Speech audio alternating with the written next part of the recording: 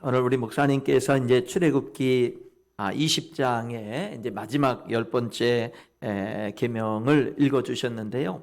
여러분 출애굽기 20장에 있는 이 10계명이 신명기 5장에도 기록이 돼 있다고 그랬잖아요. 근데 신명기 5장에는 이제 광야에서 태어난 2세대들에게 하신 말씀이라고 그랬잖아요. 그렇잖아요. 1세대들이 지나가고 2세대들에게 주신 말씀이 이제 신명기 5장에 기록이 돼 있거든요. 그래서 신명기 5장에 보게 되면은 10계명을 말씀하시기 전에 1계명부터 1계명에 나 외에는 다른 신들을 내게 두지 말지니라 라고 하는 신명기 5장 7절부터 1계명이 시작이 되는데, 그 앞에 서론, 이 10계명을 말씀하시기 전에 앞에 서론은 뭐라고 이렇게 말씀하셨냐면, 제가 신명기 이제 5장 2절을 읽어보면, 우리 하나님 여호와께서 호렙산에서 우리와 언약을 세우셨나니 이 언약은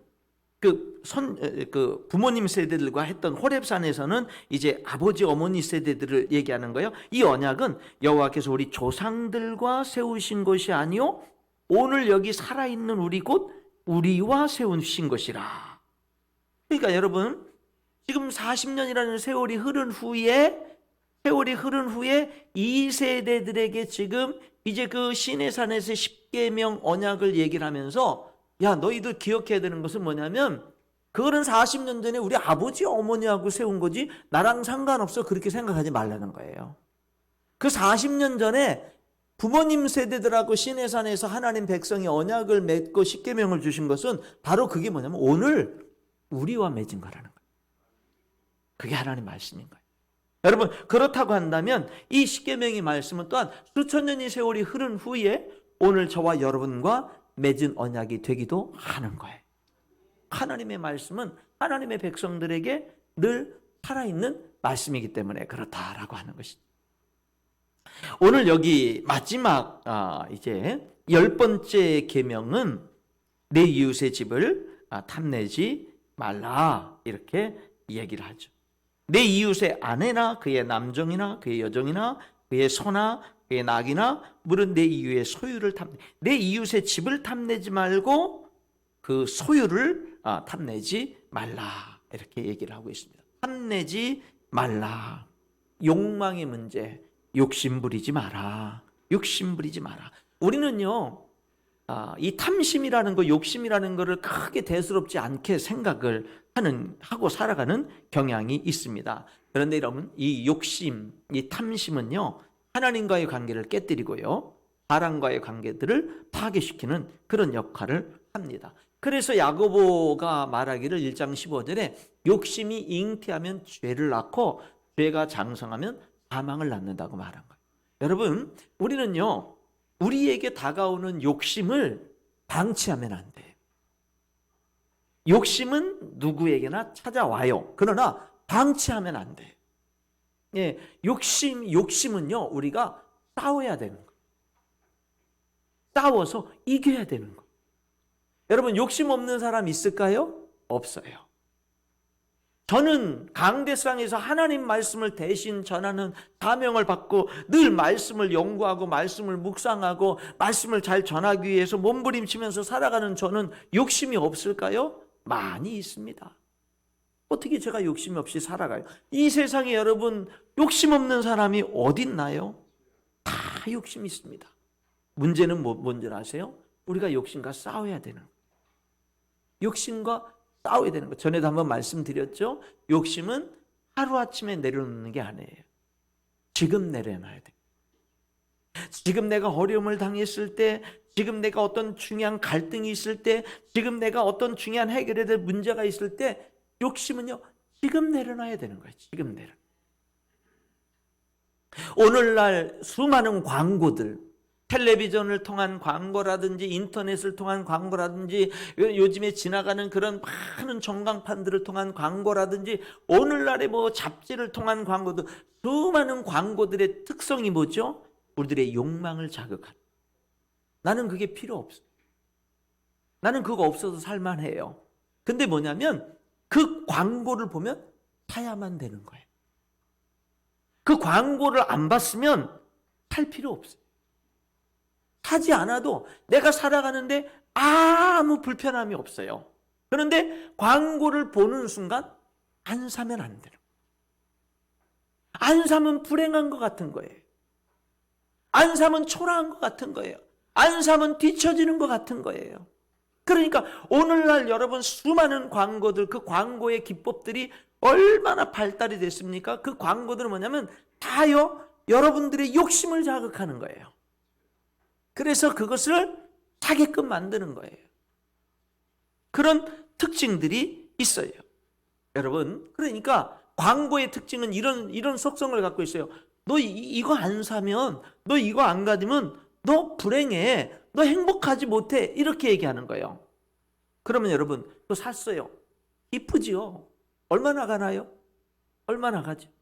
또 다른 많은 것들이 조금 변형시켜서 더 화려하게 포장해서 더 많은 것들이 나오는데 그 기쁨이 얼마나 가나요? 여러분, 진짜 기쁨은요, 진짜 행복하려면, 진짜 내 인생이 진짜 행복하려면 역설적이게도 채우는 데 있는 게 아니라 비우는 데 있는,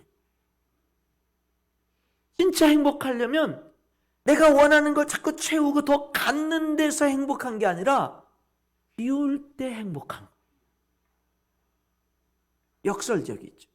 역설적이다. 여러분, 여러분의 지금 현재의 위치에서 내가 내려놓을 수 있는 것은 무엇인가를 돌아볼 수 있어야 됩니다. 왜 마지막 10번째 마무리되는 계명이 탐심을 갖지 말라는 것일까요? 왜 내 이웃의 집을 탐내지 말고 내 이웃의 소유를 탐내지 말라고 하는 이 탐심을 버리라고 하는 게 왜 맨 마지막 계명일까요? 그 이유는 이 계명은 앞에 9가지의 모든 계명과 다 연관이 있는 거예요. 탐심을 가지면 하나님으로 만족하지 못해요. 탐심을 가지면 살아계신 하나님을 살아계신 하나님답게 섬기기가 어려워요. 탐심을 가지면 하나님의 이름을 높이기가 어려워져요. 탐심을 가지면 여러분 온전한 주일 성수하기가 어려워져요. 탐심을 가지면, 그러니까 여러분 우리들이요, 탐심은 살인하게 만들고, 탐심은 부모님께 불효하게 만들고, 탐심은 간음하게 만들고, 탐심은 도둑질하게 만들고, 이 마지막 10번째 계명은요, 그 9가지 모든 계명과 연관이 있어요. 연관이 있어요. 그런데 우리 모두에게는 이 탐심이 있거든요. 없는 사람이, 우리들이 이 육신을 입고 사는 이 세상에 사는 동안은 탐심이 없을 수가 없어요. 그러니까 뭐 하는 거예요? 싸워야 되는 거예요. 싸워서 이겨야 되는 거예요. 싸워서 이기는 게 뭐예요? 날마다 내려놓을 것을 내려놔야 되는 거예요. 여러분 그렇지 않나요? 여러분 저도 목사로서 하나님을 기쁘시게 하는 삶을 살기를 원하는데, 언제 하나님을 정말 이건 진짜 하나님이 기뻐하셨겠다 라는 거는 주로 언제인 줄 아세요? 내려놨을 때, 내려놓고 순종했을 때, 그때 나도 알아요. 이거는 하나님이 받으셨겠다라는 거를, 이건 하나님이 기뻐하셨겠다라는 걸 나도 아는 거예요. 그건 언제냐면 내려놨을 때. 여러분 성경에 보면 이 야곱이라는 사람은 쌍둥이로 에서와 함께 태어났는데 발 뒤꿈치를 붙잡고 태어나잖아요. 자기가 먼저 태어나려고 했는데 에서가 먼저 태어나니까 그 모태에서부터 둘이 서로 싸우고, 근데 이제 이 야곱은 형 에서 쌍둥이로 태어나면서 형이 맏아들이 돼가지고 모든 유산을 물려받는, 그 아버지의 축복권을 물려받는 이런 것들에 대해서 그는 포기할 수가 없었지요. 그렇잖아요. 이 야곱이 이제 12아들을 낳았는데 그 중에 사랑했던 아들이 요셉이었죠. 자기가 사랑하는 정말 라헬이 낳은 아들이었기 때문에 요셉을 사랑했어요. 내가 다른 아들들은 그냥 아들이어도 없어도 돼 그냥. 근데 이 요셉만큼은 금이야 옥이야. 그랬더니 그 요셉을 잃어버리죠. 그 요셉을 잃어버리죠. 다른 10명의 아들들이 죽이려고 하다가 노예로 팔아버리고는 옷 벗겨서 찢고 짐승피 묻혀놓고 나서 길에서 죽었다고, 짐승에 먹혀 죽은 것 같다고. 아버지께 그래서 여러분 아들을 잃어버리잖아요. 그 다음부터 이 야곱은 그 막내 12번째 아들 베냐민, 그 베냐민에게 또 집착합니다. 요셉을 잃고 난 다음에는 그냥 베냐민에게 모든 걸 다 거는 거예요. 다른 아들이 뭐 애굽에 곡식 사러 갔다가 뭐 시므온이 뭐 감옥에 갇혀 있어도 상관없어요. 이제는 뭐냐면 이 베냐민만 잃지 않으면 되는 거예요. 예, 그래서 집안에 다시금 애굽에서 사온 곡식이 떨어져서 다시 아들들이 10명의 아들들이 9명의 아들들이 다시 곡식 사와야 된다고 가서 사와. 예, 막내 데려가지 않으면은 우리들 그 애굽 총리를 만날 수 없다 그랬어요. 막내 데리고 가야만 돼요. 그렇지 않으면 우리들은 그 뭐냐면 첩자로 몰려요. 아버지, 우리들은 거기서 다 죽을 수도 있고 노예가 될 수도 있고 이 막내를 데리고 가야만 돼요. 안 돼. 나는 죽어도 너희들과 함께 그 사지로 위험한 곳으로 이 막내는 보낼 수 없어. 여러분, 끝까지 여러분 포기할 수 없었던 아들이 베냐민이었어요.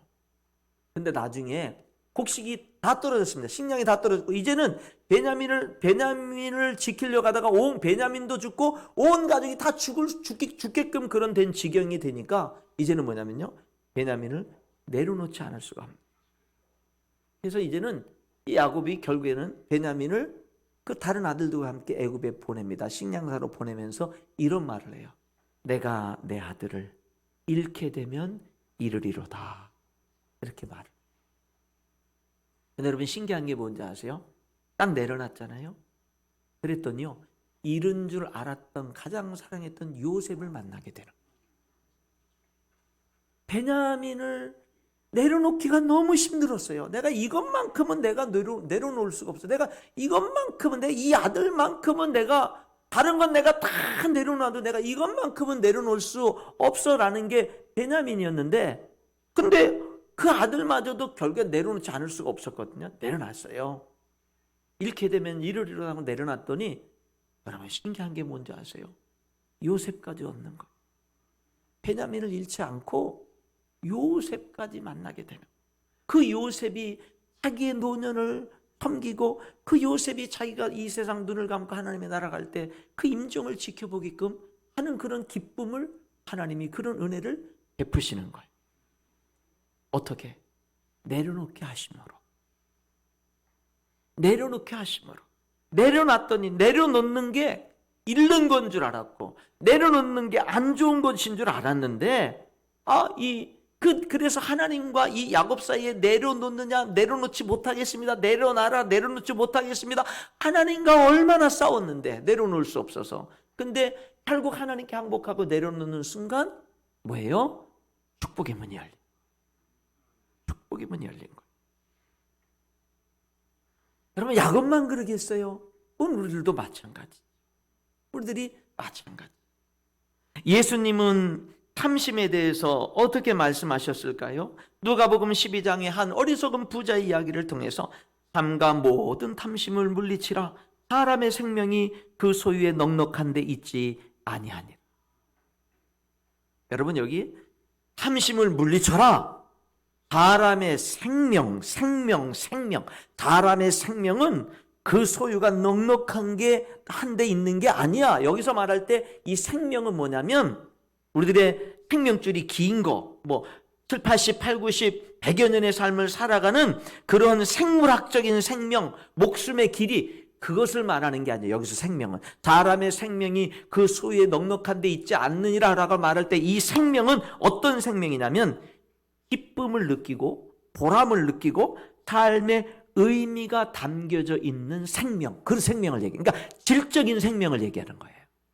질적인 생명. 그러니까 내가 이 세상을 살아가는데 그냥 행복도 없고 만족도 없고 은혜도 없고 감사도 없고 그냥 생명의 그 어떤 길이만 연장되어지는 그런 생명을 얘기하는 게 아니라 하루하루 살아가는데 감사해요. 하루하루 살아가는데 은혜가 있어요. 하루하루 살아가는데 이게 행복하고 보람이 있는 그런 질적인 생명을 얘기하는 거예요. 그런 질적인 생명은 소유에 넉넉한 데 있는 게 아니에요. 그러니까 너가 정말 행복한 인생을 살기 위해서는 그 뭐라는 거예요? 탐심을 물리쳐라. 이렇게 말씀하고 있는 거. 탐낸다라는 말에는 더 많이 가지려는 욕망, 이런 뜻이 있고요. 내 것 외에 다른 어떤 것들을 더 부정하게 가지려는 마음, 이런 것들을 탐심이라고 이렇게 얘기를 합니다.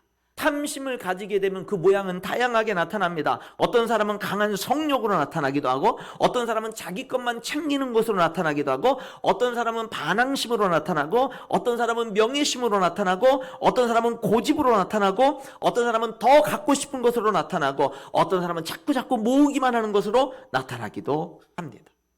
다시 말씀드리지만 우리가 정말 행복한 것은요, 자꾸 욕심으로 갖는 데서 행복한 게 아니라 내려놓고 나누는 데서 행복한 거예요.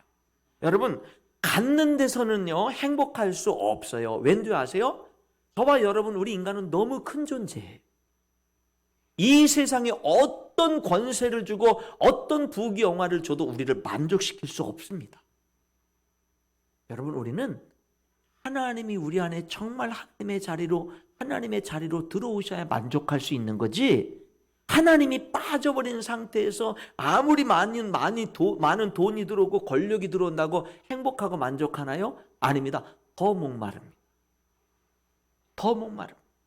그래서 여러분, 우리들의 형편이 어떤 형편이든지 간에 하나님을 중심의 진심으로 모셔야 되는 줄 믿습니다.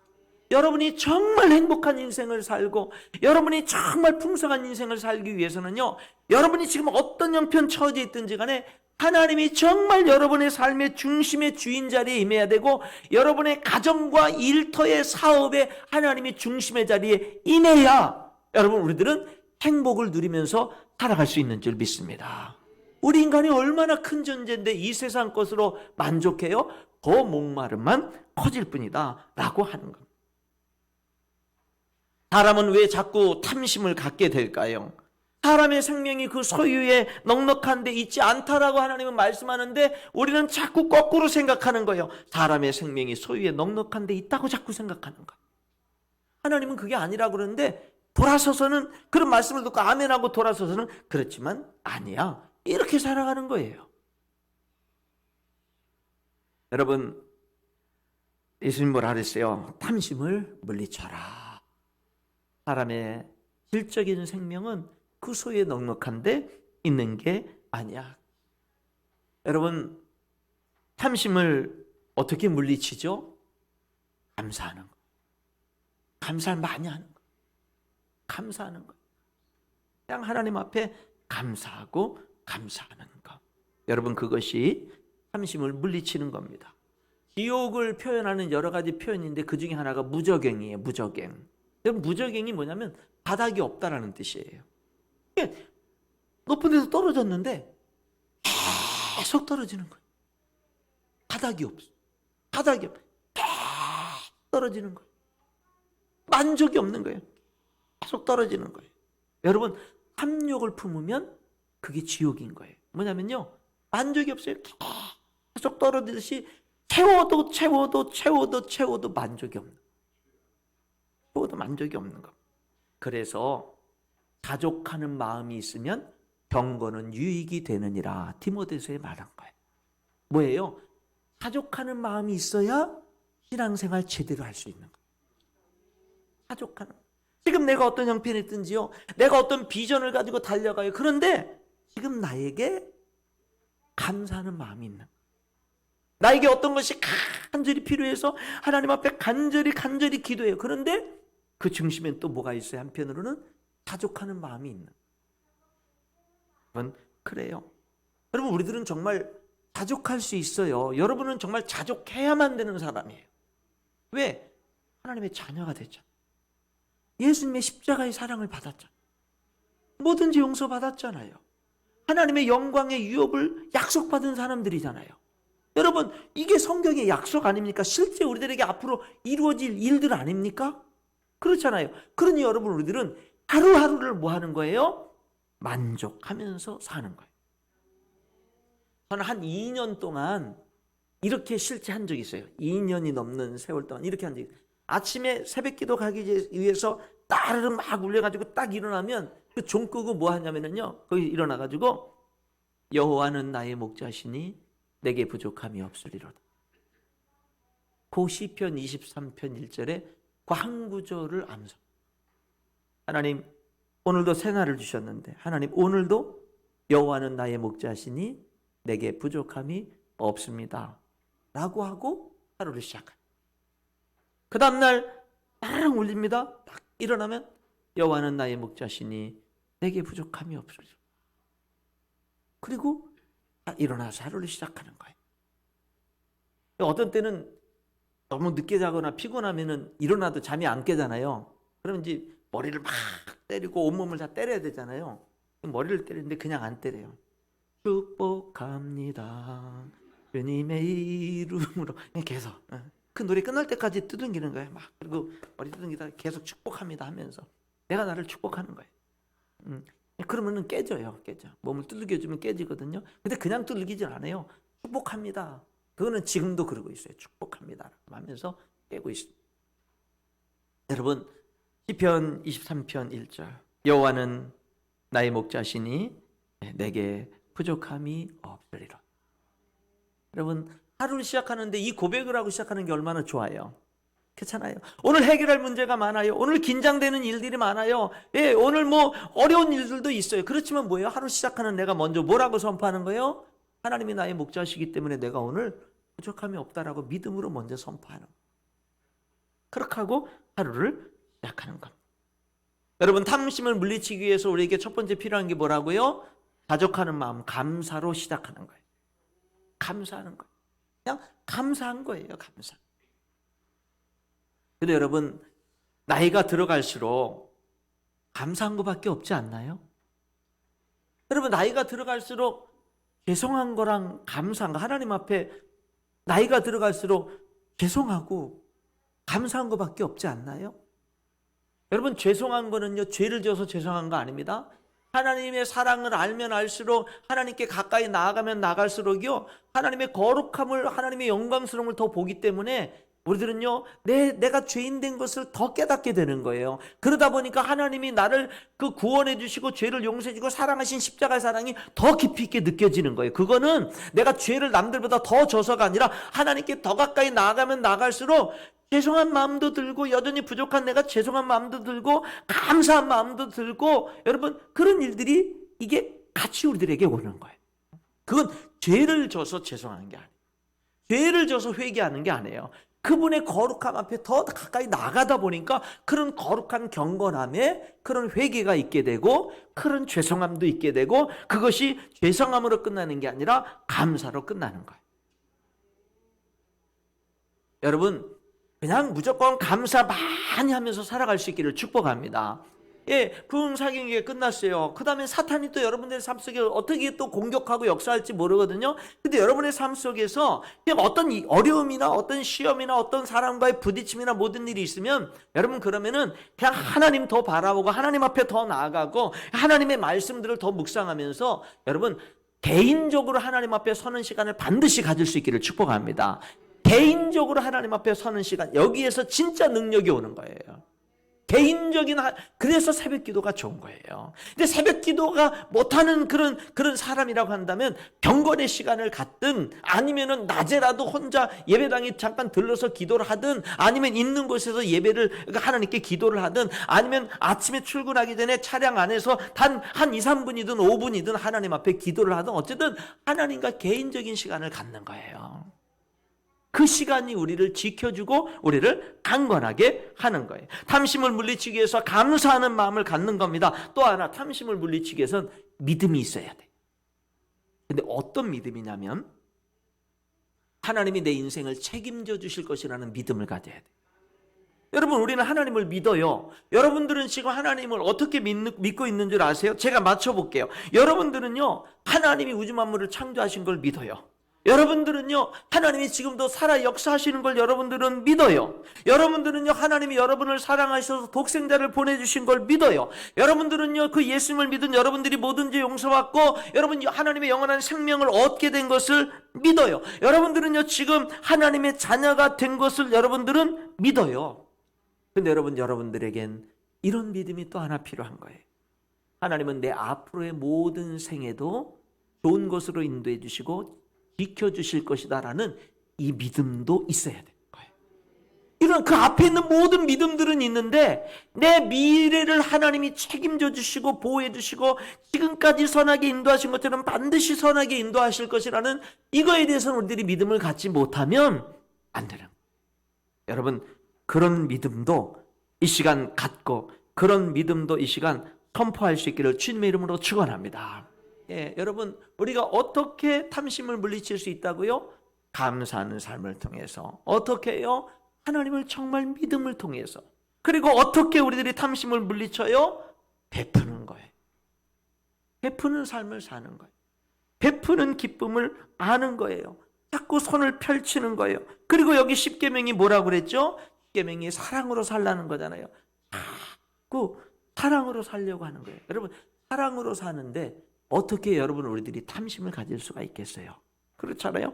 사랑으로 사는 거, 이게 중요한 줄 믿습니다. 그래서 여러분, 탐심은 뭐라고요? 우리들에게 당연히 육신의 몸을 입고 사는 우리들에게는 생길 수 있는 거예요.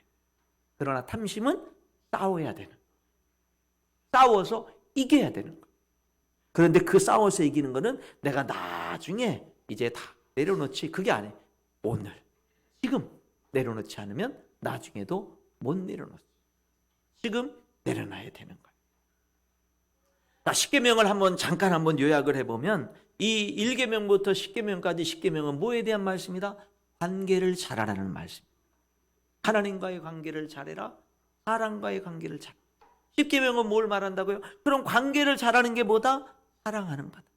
사랑으로 사는 거다. 하나님을 사랑하는 게 하나님과의 관계를 잘하는 거죠. 이웃을 사랑하는 게 이웃과의 관계를 잘하는 거예요. 그래서 이 10계명을 예수님이 마태복음에서 22장 37절로 40절에서 한 율법사가 와서 예수님, 계명 중에 가장 큰 계명이 뭡니까? 라고 이렇게 물었을 때 예수님은요 10계명을 요약하셨지요. 이렇게 대답했습니다. 예수께서 이르시되 내 마음을 다하고 목숨을 다하고 뜻을 다하여 주 너희 하나님을 사랑하라 하셨으니 이것이 크고 첫째 되는 계명이요 둘째도 그와 같으니 내 이웃을 내 자신같이 사랑하라 하셨으니 이 두 계명이 온 율법과 선지자의 강령이니라 그랬어요. 그러니까 여러분, 예수님이 구약의 모든 율법, 선지자들의 모든 가르침을 내 마음과 목숨과 뜻과 힘을 다해서 하나님을 사랑하라, 그리고 내 이웃을 내 몸과 같이 사랑하라, 이렇게 예수님이 구약 성경을 요약을 해주셨다.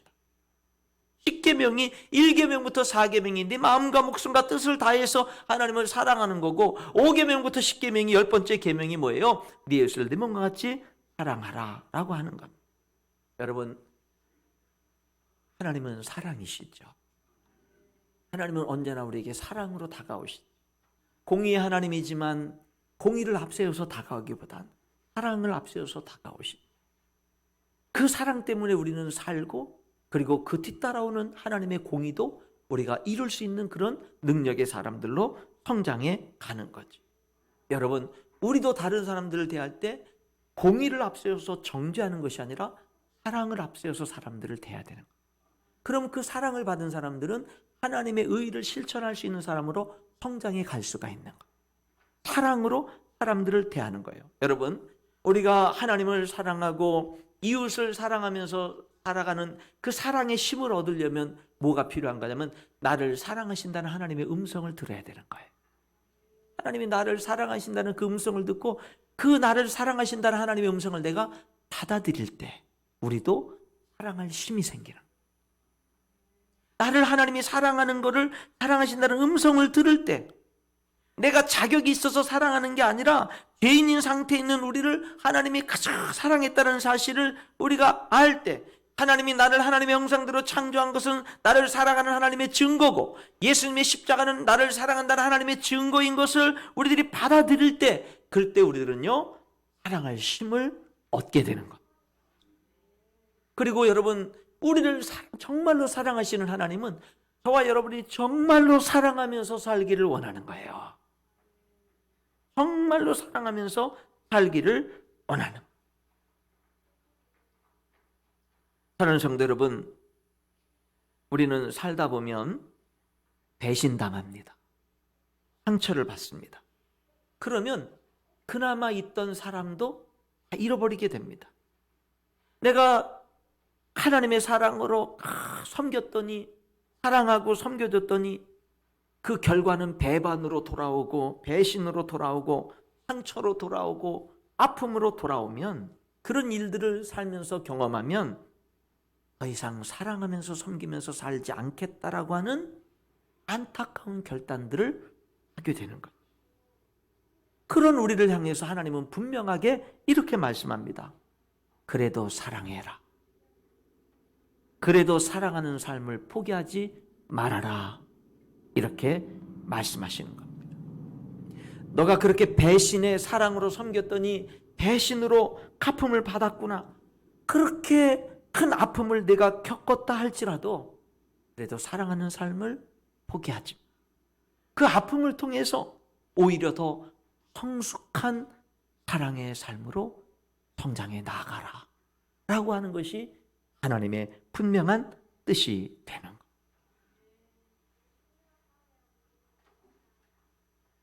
하나님은 우리를 사랑하면서 너도 나를 사랑하라 라고 말씀.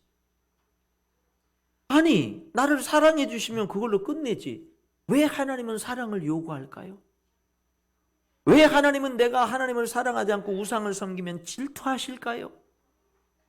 하나님이 나를 그렇게 사랑하는 거 좋아요, 감사해요. 그러면은 사랑하는 걸로 끝내지. 왜 굳이 하나님은 나를 사랑하면서 나에게 사랑을 왜 계속 포기하지 않고 요구하실까요?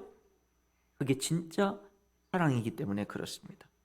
진짜 사랑은 나의 모든 것을 던져서 상대를 사랑해 줄 뿐만 아니라 내가 사랑하는 사람에게 사랑을 요구하는 겁니다. 내가 누구를 진짜 사랑한다면 그 사람이 나를 사랑할 때 나는 행복해지는 겁니다. 내가 정말 사랑하는 사람이 나를 기뻐할 때 나는 기뻐하는 것은 우리들에게 당연한 겁니다. 내가 누군가를 사랑할 때 내가 사랑하는 그 사람이 나의 사랑을 받아들이고 그 사람도 나를 사랑할 때 사랑은 완성되는 겁니다. 여러분, 하나님은 여러분을 정말로 사랑하기 때문에, 그러기 때문에 여러분의 사랑을 요구하는 것입니다. 우리가 어떻게 하나님을 사랑해야 됩니까? 십계명을 통해서 말씀하시죠. 하나님만을 섬기는 겁니다. 하나님만으로 충분한 삶을 사는 거예요. 우상을 만들지 않는 것입니다. 살아계신 하나님을 살아계신 하나님답게 섬기는 거예요. 모든 곳에 어디나 계신 그 크신 하나님을 정말로 어디서나 하나님을 섬기고 하나님 앞에서 살아가는 거예요. 하나님의 이름을 망령되이 부르지 않는 겁니다. 그게 하나님을 사랑하는 거예요. 하나님의 이름을 어떤 상황에서도 높이면서 사는 거예요. 주일 성수를 잘하는 겁니다.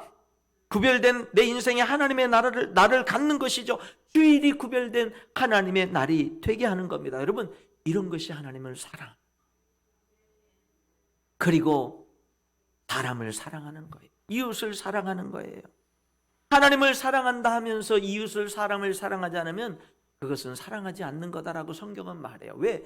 보이는 사람을 사랑하지 못하면서 보이는 하나님을 사랑할 수 없다고 요한일서는 말씀하고 있습니다. 하나님을 사랑하기 때문에 부모 공경하는 거예요.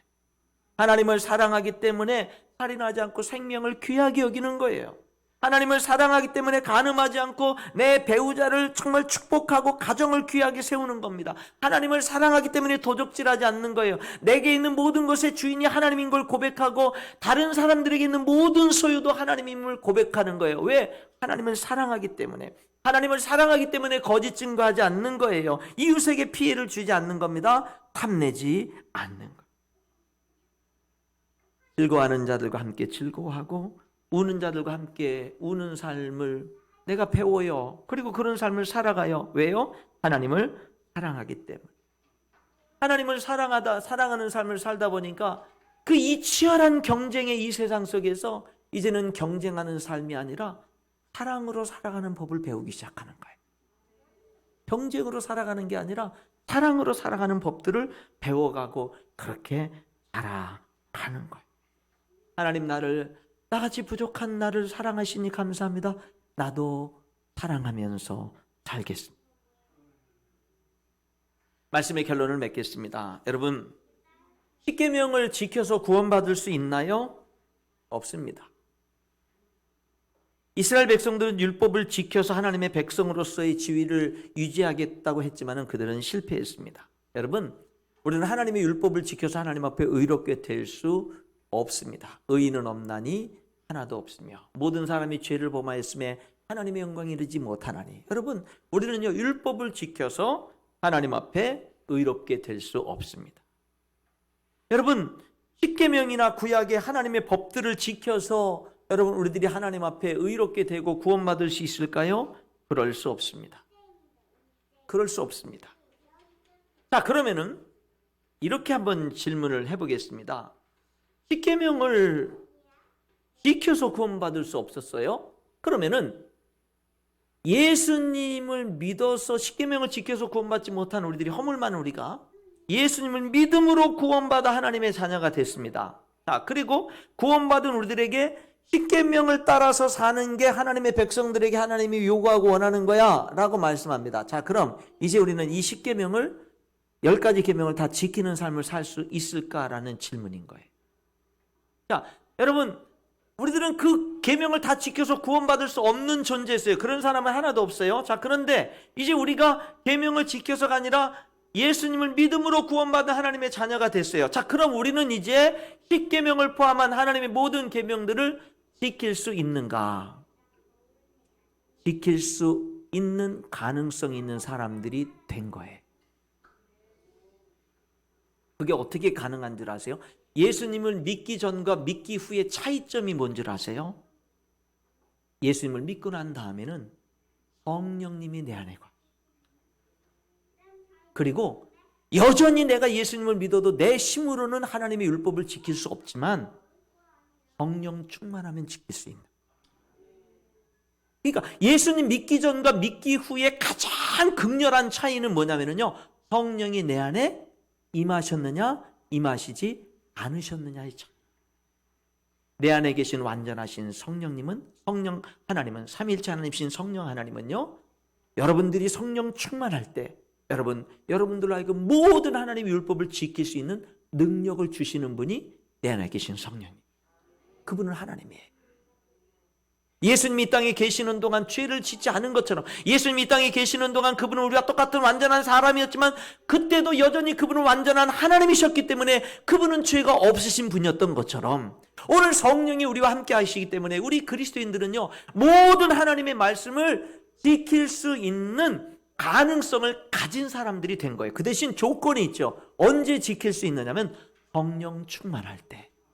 그래서 신약 성경에서는요, 술 취하지 말라, 이는 방탕한 것이니 오직 성령으로 충만함을 받으라. 너희는 성령을 쫓아 행하라. 그리하면 육체의 욕심을 이루지 아니하리라. 이렇게 말씀하고 있는 거예요. 여러분, 그러니까 구원받은 그리스도인의 삶에 있어서 가장 중요한 것은 이제 뭐냐면 성령님이에요. 내 안에 함께 하시는 성령.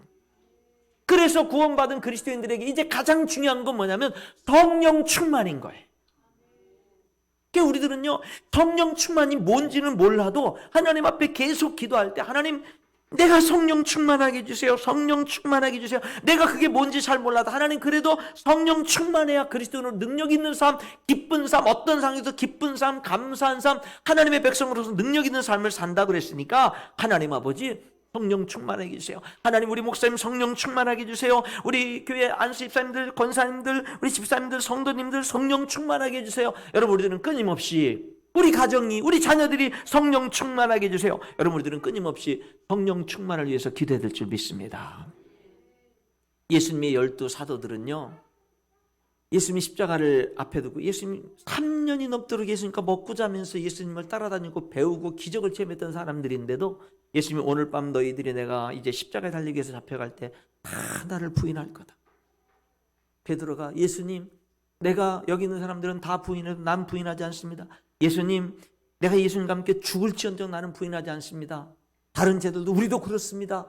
그런데 여러분, 예수님이 붙잡혀갈 때 다 도망갔습니다. 베드로도 도망가고 다 도망갔어요. 다 실패했습니다. 그런데 여러분, 부활하신 예수님이요, 죽으시고 3일 만에 부활하신 예수님이 그 실패한 제자들을 찾아가십니다. 그들에게 무슨 기대가 있어요? 큰 소리만 치고 말만 뻥뻥 쳐놓고 실제 상황에서는 다 넘어져 버린 그들에게 뭘 기대할 게 남아있어요? 갈릴리 바닷가로 다시 돌아가서 고기 잡고, 이제는 여러분 그 옛날처럼 고기 잡는데 의미도 없고 보람도 없어요. 그냥 할 일 없어서 고기 잡는 거예요.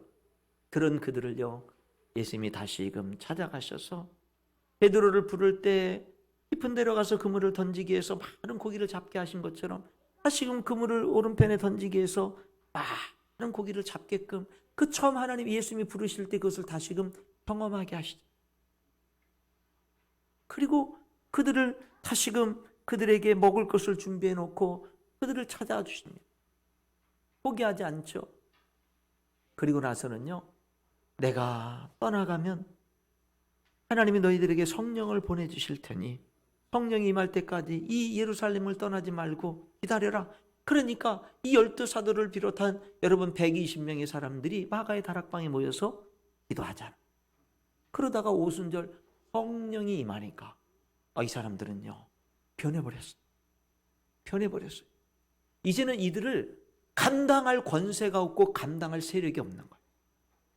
그 다음부터는요, 예수님 십자가에 못 박아 죽인 사람들뿐만 아니라 제사장의 무리뿐만 아니라 수많은 사람들이요 예수님의 이름 앞에 돌아오는 역사들이 일어나는 거예요.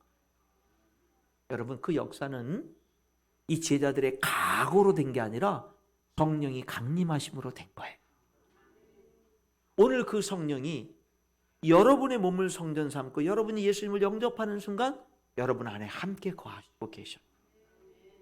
그래서 성경은 우리들에게 뭐라고 말씀하시냐면 성령 충만하라고 말씀하고 있는 거예요. 여러분, 이 십계명에 대한 말씀을 마치면서 결국 그리스도인의 진정한 능력, 이 십계명은 우리가 하나님의 사람으로 살아가는 그런 하나님이 원하시는 거잖아요. 그걸 우리들이 어떻게 살아갈 수 있어요? 여전히 우리들은 부족합니다. 그러나 여러분, 우리가 성령 충만할 때 우리는 이와 같은 삶을 살아갈 수 있어요.